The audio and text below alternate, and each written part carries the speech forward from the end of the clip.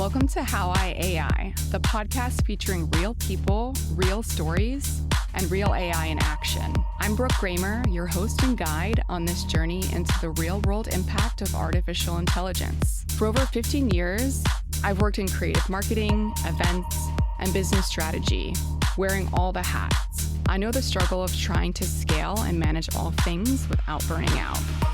But here's the game changer, AI. This isn't just a podcast. How AI is a community, a space where curious minds like you can come together, share ideas, and I'll also be bringing you exclusive discounts, free trials, and insider resources so you can test drive the latest tools and tech yourself. Because AI isn't just a trend, it's a shift. The sooner we embrace it, the more freedom, creativity, and opportunities we'll unlock. How I AI is brought to you in partnership with The Collective, a space designed to accelerate your learning and AI adoption. I joined The Collective and it's completely catapulted my learning, expanded my network, and showed me what's possible with AI. Whether you're just starting out or looking to refine your AI strategy, The Collective gives you the resources to grow. Stay tuned to learn more at the end of this episode or check the show notes for my exclusive invite link. Some of you may or may not know, I started my career in the entertainment industry in Los Angeles. Well, I tapped into my network, and if you've ever wondered what the conversation around AI is really like in Hollywood right now, this episode is for you. My next guest is James Jones. He's worked behind the scenes on films like X-Men, Spider-Man, Pirates of the Caribbean. And now he's using AI to turn dreams into films. In this episode, we talk about what it's like to enter the world of generative AI as a longtime artist, how he's using AI tools to recreate childhood memories and bring surreal storylines to life. He talks a little bit about what's happening in the film festival route, specifically with AI film festivals. We touch on how creatives are secretly using AI behind the scenes and why now might be the most empowering moment in history to create on your own terms. This one is part Hollywood insider and part mini masterclass in what's possible when you combine vision, tech, and play. All right, enjoy today's episode. Hello, everyone. Welcome to another episode of How I AI. I'm your host, Brooke Gramer. Today's guest is James Jones. He's a Hollywood sculptor turned award-winning AI filmmaker. He's helped bring blockbusters like Into the Wild and X-Men to life. He designs massive public park sculptures. And now he's pushing the boundaries of creativity with his viral satire project called Satire AI. I'm really excited to host James today. James, welcome. Thank you, Brooke, for having me. I appreciate it. Yes, I really appreciate you taking your time today to speak to me, especially because you're a creative and I love exploring creativity, how it merges with AI. So before we dive in, please, I'd love to just give you the floor to share more about yourself and your background. Sure. Thank you again, Brooke. I started working in film in '94 as a sculptor. So traditional film. First project was Independence Day. And then I worked on Pirates of the Caribbean, 1, 2, 3, Spider-Man 1, 2, X-Men 2, things like that. And I did that for about 17 years. I left that after I got, quote unquote, tired of working in that industry. It's very demanding, as maybe a lot of people might know. And then I got my master's in architecture, and I took my love of art into architecture, and I started working at a small firm that does large-scale public art design builds. And then about 2 years ago, I kind of started getting wind of AI, like generative AI, and what that meant for images. And I've always been a vivid dreamer, and I decided I wanted to try to make one of my dreams come to life as a visual. And that was, I was having a dream that my dog and I, a little Frenchie pug, we were robbing banks for pennies. And so I wanted to see what my dog would look like as a bank robber with a whole bunch of pennies in front of him. And I was using Stable Diffusion to make those images. And I was surprised at how good I was able to do when I knew nothing. I mean, I literally had never played with any AI before. And then it took about 3 to 4 months before I started to try to make my first movie. Even though I worked in film for forever, I still didn't understand, like, I wasn't an editor, so I didn't really know how to Right. edit. But I went to a Runway event, Runway's second film festival that they had, and I was just blown away at what I was seeing that people were able to do. It was so amazing that people were bringing their unusual stories, their stories, which are you'd never see any other way, in my opinion. Maybe in a student film context, maybe, but Hmm. that would be about it. So, just inspired by watching what other people were doing, I was like, all right, let me give Runway a try. So, I went on over and I got a subscription to Runway, just the basic, because I didn't know what I was going to be doing with it. Um, and, Hmm. and then I came up with my first story I wanted to tell, which was a reconstruction of a car accident my family was in when we were 4.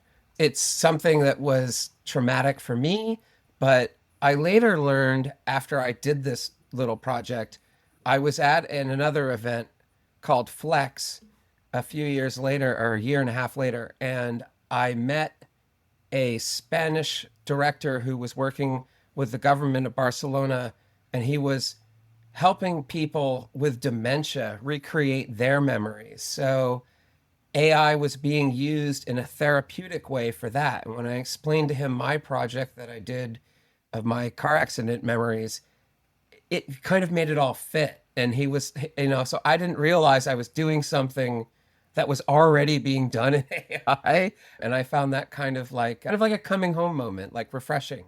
And what I'm getting at there is there's so much out there. It's not like just people aren't just trying to use AI film generation for traditional narratives. They're using it for Hmm. all kinds of experimental ways. And I found that super fun.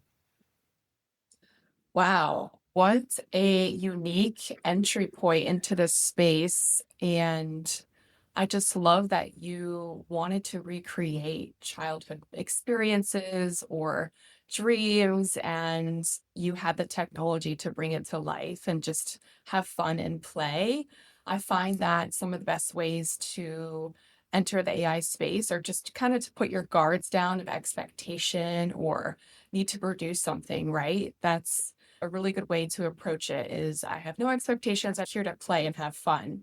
And it sounds like you were surrounded by a lot of peers leading into it the same way. So, my next question I have for you is to tell me a little bit more about the entry point of using it and what you used. You said Runway was the software you were into. Were there any other tools that you were using to support your journey into adapting your creative projects using AI and animation? Right. So it's play. I love that you mentioned that because in the beginning you have to get over the kind of fear of maybe failure or not understanding. And I am not a super tech person. I'm an artist who has visions and I literally see things in my head and it's just getting them out. So the toolkit grows as you get more comfortable with one tool. First you start doing images. So you can use a Stable Diffusion model, which I was using Kriya, or Midjourney, which everyone's heard of. Midjourney has come so far. In the 2 years that I started playing with Midjourney, it used to be on Discord and you had to write all these kind of complicated prompts.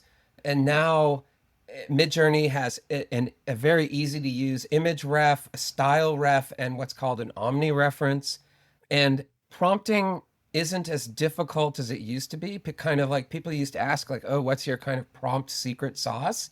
And, you learned how to do that. And you learned specifically, I bought books or like real world books on camera angles and like, what lenses do what. Because again, I worked in film, but I'm not a camera person.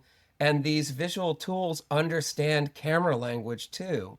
So you could mix that into your prompt. And I also learned a lot from, I'd say the AI community is incredibly supportive. And I don't know if that's a counter reaction to kind of the general unsupportiveness or the kind of fear of AI that a lot of people can have in the creative space.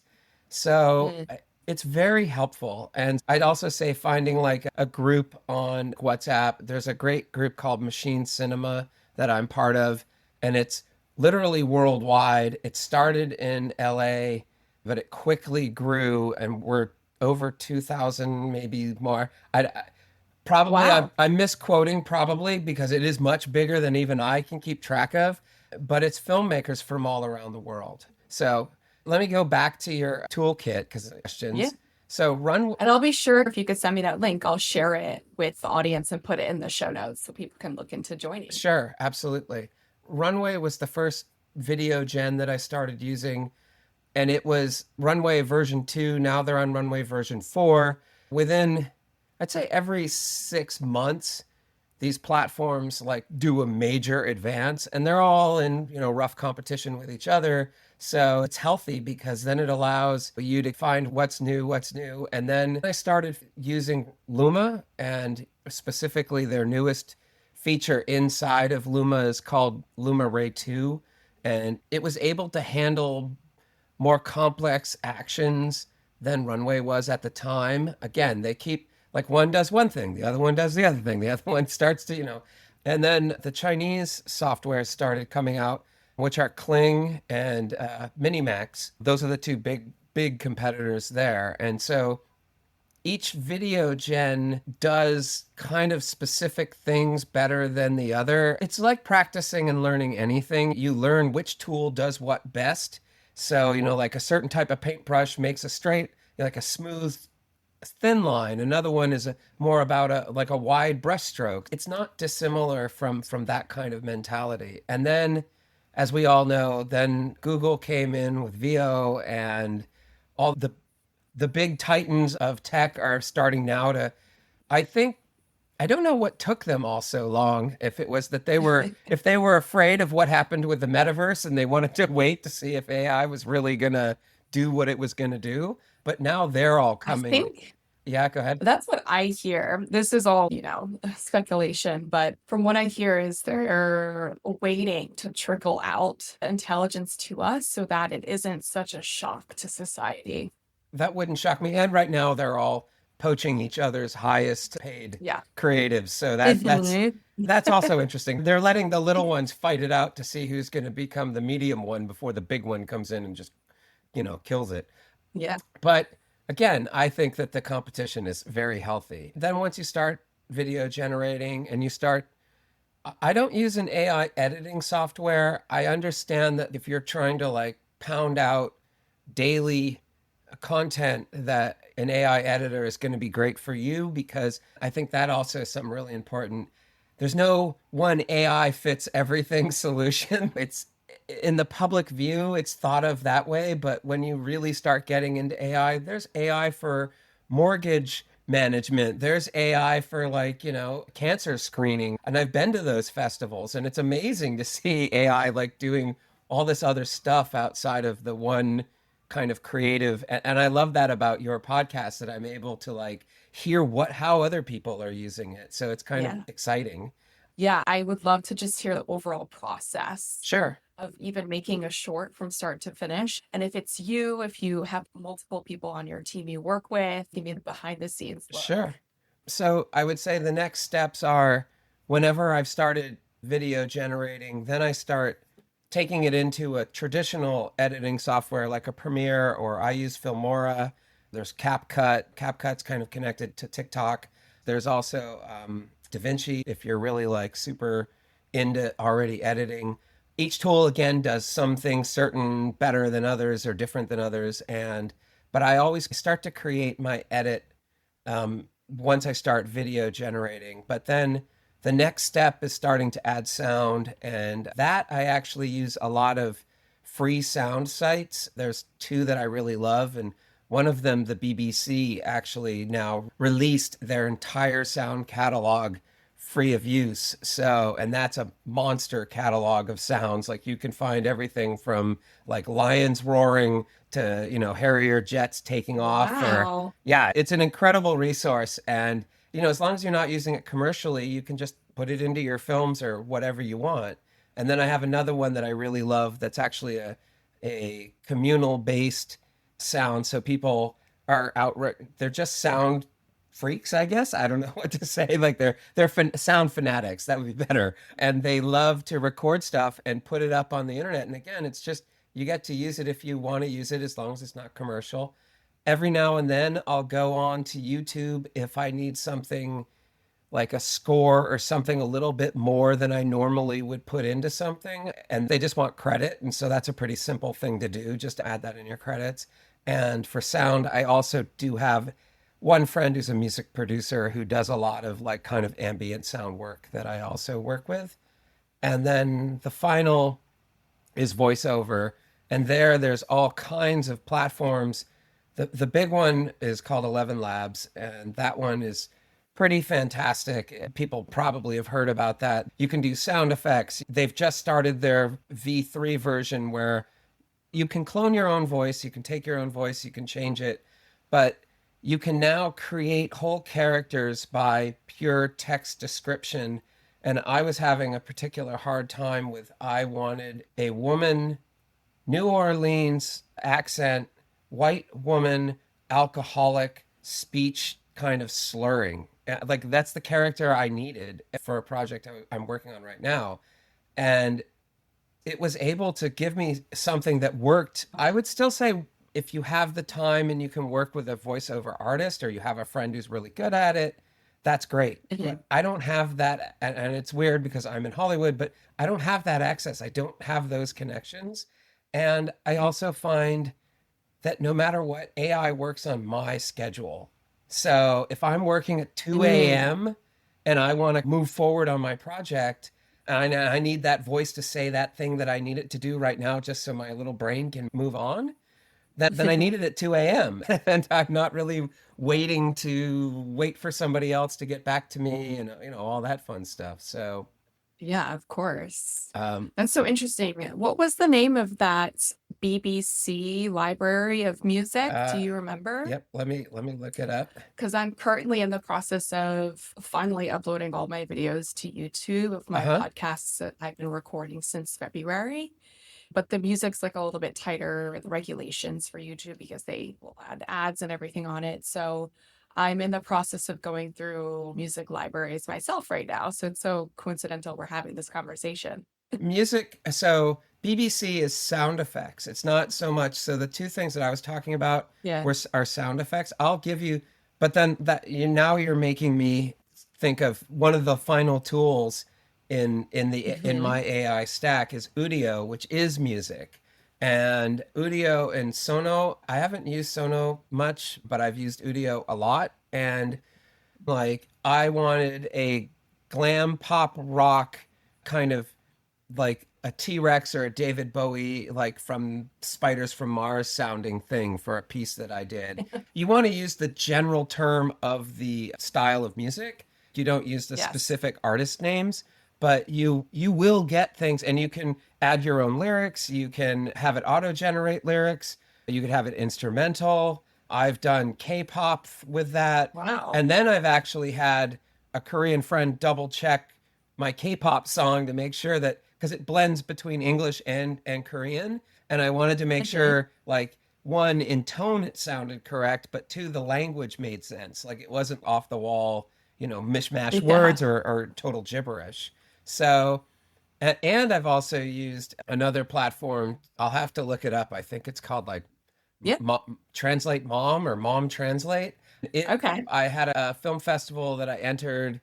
I needed Spanish, and then I entered another one a Brazilian one where I needed Portuguese, and then I entered another one where I needed French, and then one were Italian. So I've had 4 different films I've had to subtitle in different languages, and having your friend listen to it and write it all out and time code it for you would be really annoying. But this, you just feed it in, it'll bring out the subtitles. And then luckily my producing partner, she speaks both Spanish and Portuguese. I have a friend who speaks Italian, and it wasn't that hard to find another friend for French. So I often then just have them double check it. That's it. And then give me the corrections. Awesome. So take me back to when you were first entering the AI space and having fun and started to create short film projects in the beginning. Were there any challenges to your adoption that you could share on? Sure, I would say the beginning is the most challenging. I think once you get fluent in the different platforms, it feels like second nature. I mean, it's like anything that you practice, right? Let's use a bicycle, for example. You fall over a lot in the beginning and then you don't after a while and you don't even remember falling over. So for me, I would say probably the trickiest stuff in the beginning was prompting, because prompting was still in its infancy. And it's gotten like for image prompting, how do you see refs, which is a cross reference. So cref is cross Mhm. reference, or Okay. character consistency, like making sure, because I'm an architect too, I like spatial and character consistency. I don't want the room to be changing too much in like wood tone color, or as much as I don't want a person's face to be transforming. I used a lot of Photoshop in the beginning for that, to Mhm. isolate a character and then keep a character consistent through Photoshop. And I would say that something I learned quick was that you create a character on a white background in a visual, in an image generation, and then you Mhm. take that into your video generator, and you just rotate the camera around the character, and that way you get from a front view to a side profile view to a back view, and Wow. that will help you be able to then keep character consistency better, especially if you're using a Photoshop Ooh. type program, so you can cut them out of a clean background and add them in. Love dining out? Here's a little gift for you. I've been using In Kind, and it's honestly a game changer for food lovers. It's like a universal dining wallet that earns you 20% cash back at amazing restaurants, cafes, and bars nationwide. And as a thank you for being a listener, you can grab $25 off your next $50 tab when you sign up with my link in the show notes. Just pay with In Kind, earn rewards, and use them on your next outing. A quick heads up, this offer is for new In Kind users and covers food, drinks, and tax, but no tips or fees. The credit expires 30 days after you claim it, so don't let it go to waste. Check the show notes for my affiliate link and enjoy your next meal on me. Well, kind of. On the other end of that, I like to touch on what do you feel was immediately a benefit when you started using AI? You spoke about being able to create projects and be on your own time schedule and not having to rely on scheduling with others. What else do you feel like was such a major aha moment in the beginning? That definitely was probably the biggest kind of aha moment, because I, like many other people, have a day job. AI isn't paying my bills. It's more of a passion art project, and it's play. I almost don't watch content anymore. I'm always kind of busy creating my own stuff, and I find that super refreshing. Yeah. And so being able to work from 10 to 2 in the morning, or 8 to midnight, 8 to 1, whatever it is, if you think of something even like a VR experience, you have to create an entire world, and that takes a lot of time and energy that AI doesn't really require. There's enough free entry for people to play around in, and then you can kind of pick what you're willing to pay for, what platform, which one you're vibing with the best. It allows you to create something and get it moving forward without needing the green light, as they always say in Hollywood. And also, when I create, I've never used chat or like a Claude to write for me, because I already know Mhm. what it is that I want to quote unquote say. I know what I want my films Mhm. to talk about. So I start with visuals almost immediately. Like when I come up with an idea, as I'm like, whatever out in society has inspired me to do what I want to do, I then start to see visuals, and then I go in immediately into Midjourney or into Stable Diffusion, and I start playing around with what those characters could look like, what the settings look like. And I'd also say that for somebody new, if you are like quote unquote seeing things the way that I do, it takes like 20, 30, 40 generations before you click with what you're seeing. So you're like, oh, that's what I'm seeing. So I would say never get frustrated kind of in the beginning of, oh, I'm not seeing what I want. And also, I think when you're writing your prompts, really look word for word with what you're saying and how you're saying it. I was working on a project with somebody else and they wrote hand drawn, and they were talking about writing and it kept putting a hand in it and they didn't understand why. And then finally I was like, hand drawing, it's seeing the word hand and it just thinks that you want a hand in there. So like Yes. little things like that, things you think are obvious or you almost don't see them because they're so obvious.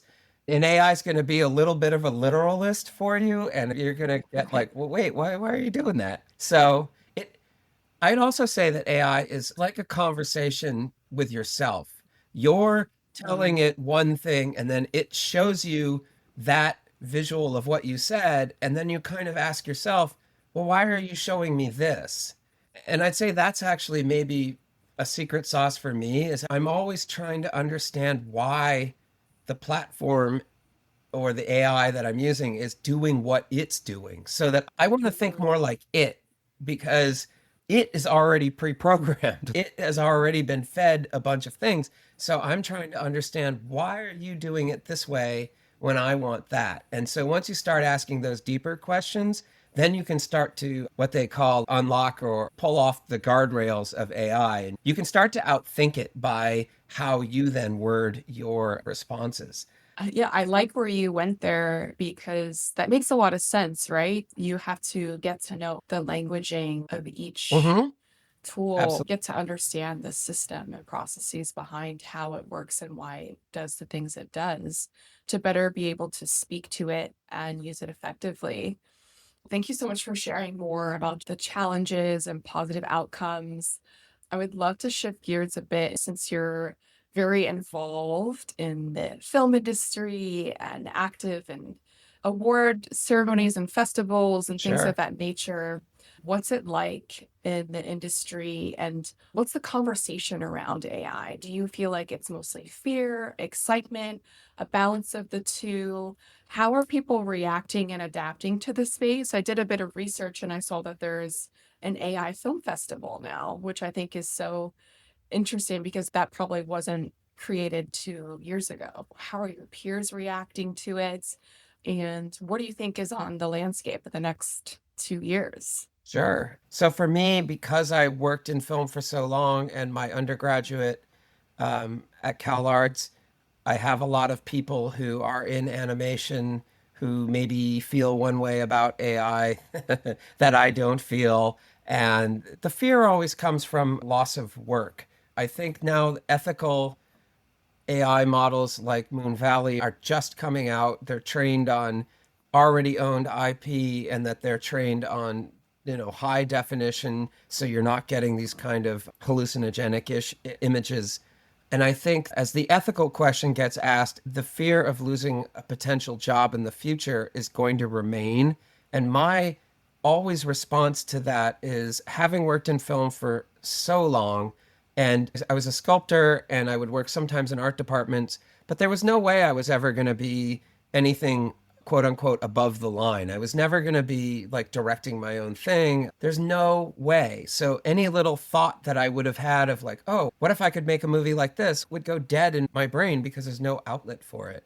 So with AI, I'm able to have an idea, create it, and you as an artist are no longer allowed to sit in the passenger seat, waiting for someone to call you, waiting for someone to hire you. You now have to take your ideas and become the master of your own destiny. Like you have to push forward the thoughts that you're having about content. And it's scary because you're kind of starting all over in a really big field, but it's also very similar to traditional film festivals and directors in that you have to build an audience for your vision, your voice, your way of looking at the world. And it takes time. And, right now there isn't a clear path to how this financially makes any sense, what the ROI is. I've had a lot of producer types from friends of my EP ask me, like, their first question is, well, how are you going to monetize this? And I'm like, well, that's not really That's not where I start from. I start from I want to become the best that I can be at whatever I can do. And then as I have enough content, as I have enough work built up, then I can start. And so all of this was true with YouTube way back when. Nobody knew how to make Right. any money with YouTube. I mean, it was like, what the hell, you just stick stuff up there and see. But now you have people who are crushing it and able to do exactly what they want and be creative. Or Issa Rae, getting her TV show deals coming out of YouTube. Like Right. Right. and a lot of YouTube people do look at it as a stepping stone to either, getting into stand-up comedy or getting into film, television, or what. And some people are very happy with where they're at, and that's again, that's great. So I would say inside of the film festival circuit, I had entered as I was inspired by the second Runway film festival that I went to. I just saw all these amazing people doing all this great work. And I was like, how the Mhm. heck do I do this? And then the next year I entered so my partner and we had two behind the scenes, which made it into a semifinal round, but our actual films didn't go forward. And instead of being discouraged or like, I'm definitely one, if you tell me no, I tell you yes. Like, I'm not going to listen to your no. And so then I went out and I found the Film Freeway site. That's the festival site. And it's a mix of AI film festivals. It started with traditional film festivals. And now some places have pure AI. A lot of places have traditional film with all those subcategories. And then they'll have an AI subcategory. And I'd say the most important part for me on that is to speak to a question you had a little while ago about do I have a team or not? I have an executive producer who's my partner in life also, and I bounce ideas off of her and I share the under the hood of where my rough edits are. She's actually really great at doing the music side of things in Udio. She's fantastic with that. But creative wise, it's pretty much just me. I have one real world music producer who I sometimes get some music from, but it's really because it all goes back to AI on my schedule. I want to work when I want to work on it. I need to move forward. All of my deadlines are almost self imposed. I'm not trying to like push any product out. That's something I really like too. I don't have a platform or a group that's expecting something out of me every week. So I can work at my pace, and my pace in 2 years, I've done about 30 shorts, anywhere from 1 minute to 12 minutes long. And it's a lot. I would say about 4 hours worth of work for me gets about 10 seconds of usable rough edit material in the end. So I'm very fastidious about how I set up my shots. And when I talked about like using Photoshop, I set up a shot because I think about each image as setting up a shot before I don't just take an image out of Midjourney and then just run it straight through because I'm specific. I'm a little bit neurotic almost. So I need things to be a certain way before I'm ready. Now, hopping back to your film festival question, because I'm Mhm. working alone all the time and because I'm working at night, and I've gone to countless real world traditional film premieres, and it's so wonderful to watch the director and all of their actors and all of their crew, and everyone's having a great time. And I joke to my EP, like, ooh, if I went to one of those, it'd just be me with you, and that's it. So there's no community. And so going to these festivals and meeting other AI directors and other people kind of in the AI space, that's the most, it's the human connection. I know it's so funny because we're talking about computer connection the whole time, but really there's this moment of, and everybody's work is so vast and so different and so, and also too, when I go to a film festival, I don't want my thing to be the best thing. I want to see other people's work better than mine that's inspiring me. Maybe it's technical, maybe it's story, maybe it's the way that they're visually telling that story, maybe it's how they edited it. I'm not a master of anything. I'm good at all kinds of things. So watching other people's work and getting inspired to try harder and to keep going, that to me is super important. That's beautiful. And you touched on something, it reminded me of when we were speaking just before this call about the macro and the micro on how empowering AI can be for in the Hollywood sense to be able to green light your own projects and be able to move forward and not wait until the stars align, the funding's there for you to put stuff out into the world. And I related so much to that. Being a founder and a creator, I'm not having to knock on people's doors. I can get in the driver's seat with AI and do something like produce a weekly podcast. It is really empowering, and it's interesting to hear that perspective about what's going on in Hollywood and what it's like to be around creatives in the film festival scene. So thank you so much for sharing that. My next question is one of my favorite ones to ask each guest. Get in the creative seat and think about what it is that you wish or want to create using AI that you haven't seen in the market yet.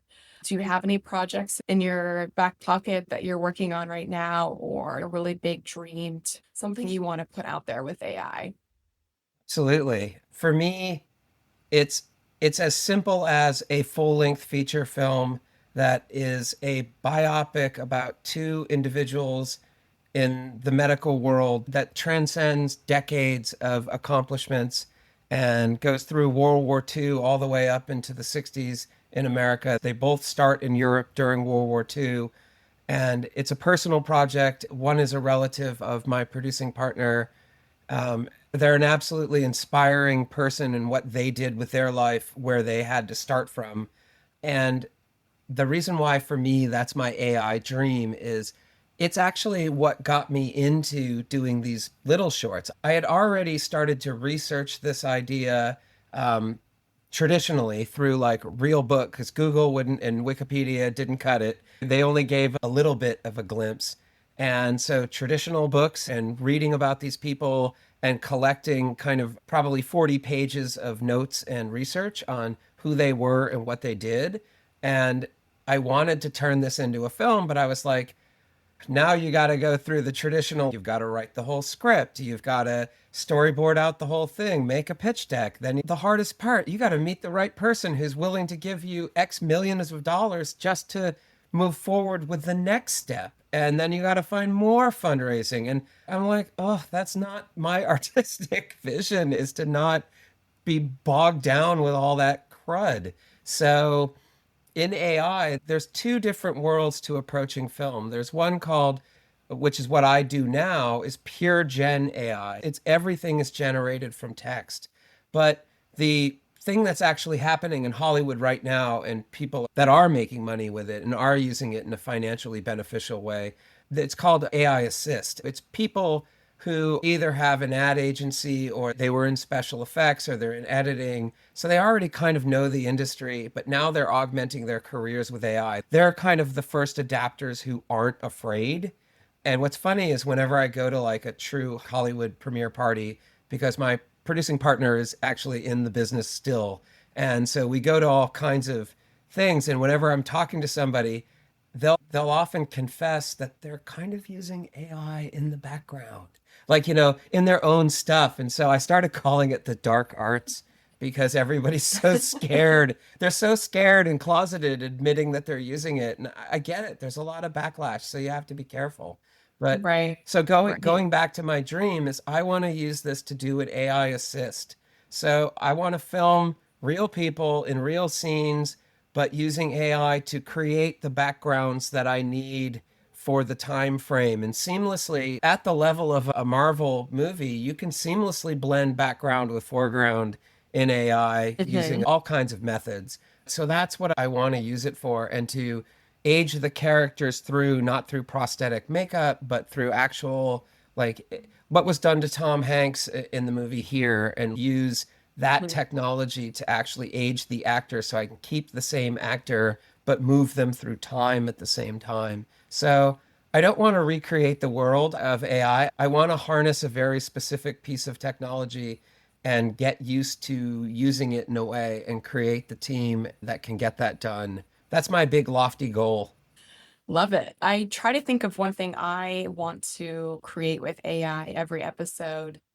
I didn't come with one prepared today Are you a vivid because I dreamer? feel like I am. And it's so funny that you brought that up about translating your dreams to AI, because I lately have been served this ad on Instagram about a dream coder product that's similar to what you do. Is you wake up in the morning and explain your dream, and then it depicts it and almost creates an AI short, That's but it makes it kind of foggy and dreamscapey. right. Isn't it so fascinating? They say that the moment that you have an idea for a product or creation, there's probably 7 other people that have that same idea, and it really is who goes to market quickest. I am a firm believer in quality. So it's both to me. You've got to find both of those things. Like, what's the best quality you can put out at a fast pace? I agree with that. And Mhm. absolutely. We're to think that you've created something nobody else has ever thought of, that's a little heavy. Everyone, we're all humans, so we're all kind of going through the same things. And that's why people relate. Yeah, That's why people relate to your ideas, because it might be a fog in the back of their head and they just didn't figure it out. But AI can definitely help with that. And I would say you mentioned in this film creation, it kind of makes the fogginess or the soup of a dream.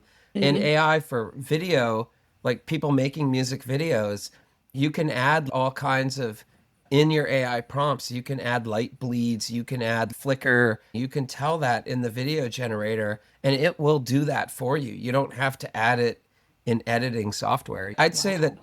the two biggest things right now that a lot of people are using Gen AI for are one, are for commercials, because a Mhm. commercial owns, like, Tiffany's owns Tiffany's IP. There's going to be no lawsuits over that. They own what they own. So you can go ahead Mhm. and use, like Toys R Us or like the Coca-Cola ad. Those are pretty good examples of, well, they own the IP, so no one's going to sue them. So they can go ahead and start making commercials that way. And then music videos is right now also something where a lot of people are doing that, because if you're some little homegrown band who doesn't have any access to that stuff, you can use AI to get your video out there, because you can't really just release a song anymore. You have to release the video that goes with it. Absolutely. I love to always close and leave space for, if you have one key takeaway you want listeners to know. It can even be a message to your former self getting into AI. Anything that you want to share? Sure, I would say one is getting over the fear, just leaving the fear behind and going into it. And as you use the word play, it is play. So play with it. Get familiar with it, get comfortable with it. Don't be afraid of it. And as you would say in your podcast intro, it's not the future, it's the now. It's happening right now. And what's so beautiful about it happening right now actually is no one's mastered it. No one's on top yet. You're in a fresh area. You're your own master of your own destiny in this. And I think that's incredibly exciting. I'm going to say this to creative people, but I think it applies to everybody, because I actually am one of those who believes that everybody inside has some kind of artistic something in them, but our society doesn't promote that. It doesn't like tease that out of us. And I think that if you're a creative, there's no way you can not look at AI. You have to. A message to my former self when I was in film school back in the 90s, I so wish this technology existed. It would have changed the absolute direction of my life. I mean, even though I worked in film for so long, which is what I wanted to do, it would have changed my position in my relationship inside of film for sure. Wow, what a beautiful final point to share. Thank you so much for your time and speaking a bit about behind the scenes, behind the lens, look into what's going on in real time in Hollywood and filmmaking. And I'm excited to see what projects you come out with next, and love hearing about how everybody is using this technology in such an empowering way to move their creative projects and dreams to life. I really appreciate you. Thank you, Brooke, for having me. This is such a wonderful way to get the messages out. I think it's wonderful. And I think you also say, this is how I AI. I love that, because it's not how to, it's kind of the like why of why am I doing this? And I think that's fantastic. Yes, thank you. I appreciate you for recognizing Thank you. that. Wow, I hope today's episode opened your mind to what's possible with AI. Do you have a cool use case on how you're using AI and want to share it? DM me, I'd love to hear more and feature you on my next podcast. Until next time, here's to working smarter, not harder. See you on the next episode of How I AI. This episode was made possible in partnership with the Collective AI, a community designed to help entrepreneurs, creators, and professionals seamlessly integrate AI into their workflows. One of the biggest game changers in my own AI journey was joining this space. It's where I learned, connected, and truly enhanced my understanding of what's possible with AI. And the best part, they offer multiple membership levels to meet you where you are. Whether you want to DIY your AI learning or work with a personalized AI consultant for your business, the Collective has you covered. Learn more and sign up using my exclusive link in the show notes.